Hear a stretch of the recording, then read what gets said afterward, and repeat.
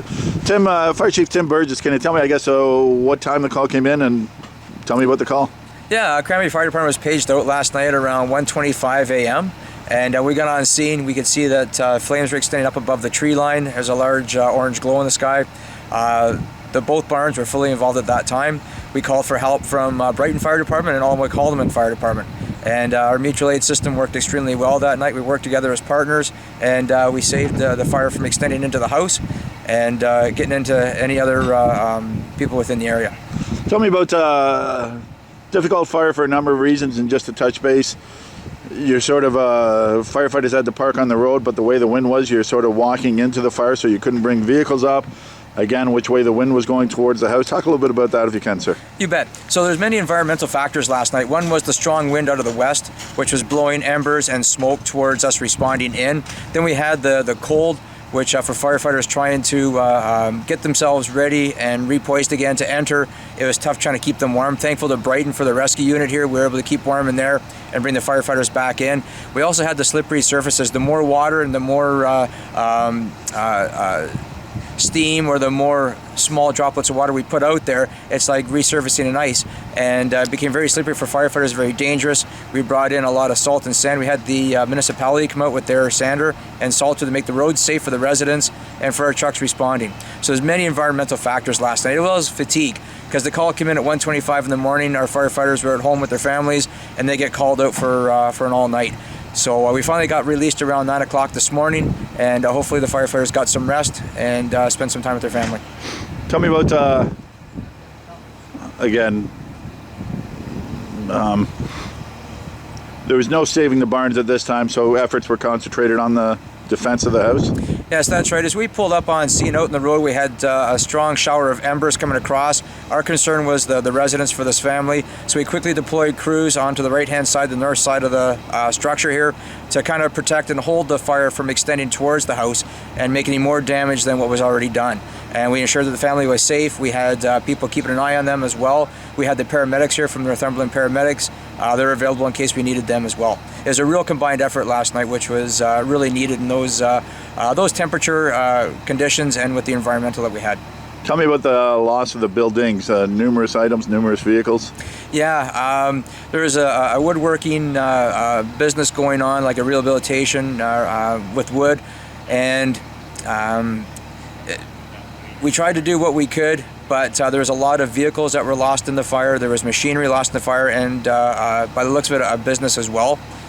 So we tried what we could, but when we got here, it was too far gone for us to save anything. So we concentrated our efforts on protecting the house.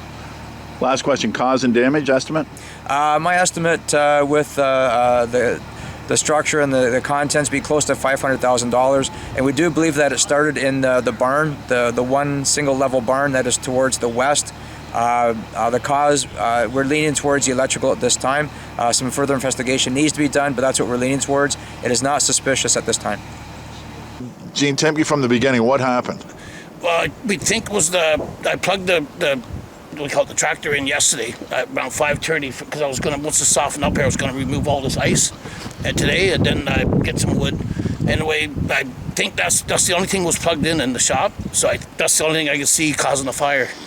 How was it first noticed? My wife noticed it from through the window in the living room, and then she seen the orange glow, and I thought it was the furnace over here first, but then I realized no, it wasn't. It was actually the barn when I came outside. We do timber framing, we take down barns and take down old houses and put them back up, and then well insulated with insulated sips and that, and then we do new timber frames and that too, right? Which is a different trade than most people do. It's not contemporary carpentry because it's all actually done with pigs, trundles and stuff, and big timbers, which is kind of fashionable now these days.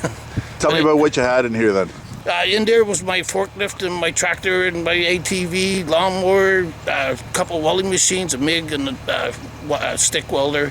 And there was a whack of old house doors, because usually when we put up an old house, people wants that look. And they're all gone, of course. And then there was a whack of board, that 1 inch by 12 inch, 16-foot pine that was sitting in there that all burnt too. And then, everywhere I look in there now, there was a 16-inch skill saw and a mortise machine, but has triple wide chain for taking out making mortises that clamps onto your timber. That, like one of those things are $2,000, $2,500, and the epoxy saw, which is like a chainsaw that attaches to a worm drive saw for cutting beams like up to 14 inches. Yeah, it's a lot of specialty tools that you use in timber framing that you don't normally use. And then there's some chisels and I think my broad axe with the big wide axe that you used to use in the old days for tuning timbers, that was in there. Like, it's a lot of stuff that it's hard to find. How, if I can ask, how long have you been in business, and what's this mean to you? Well, I've been doing this. I was an industrial woodworker. I built furniture first in this shop for about 8-9 years, and then I got into timber. I took a timber frame course actually in the 80s, and then I bumped into a guy that was into it, and we both kind of joined together. And we do a lot of work in Prince Edward County. We do some around here, but a lot of it's in Prince Edward County, like on barns, and people want to do for barns and timber frames. And I guess what's this mean? Well, I got to carry on. Can't just quit. Got to start again.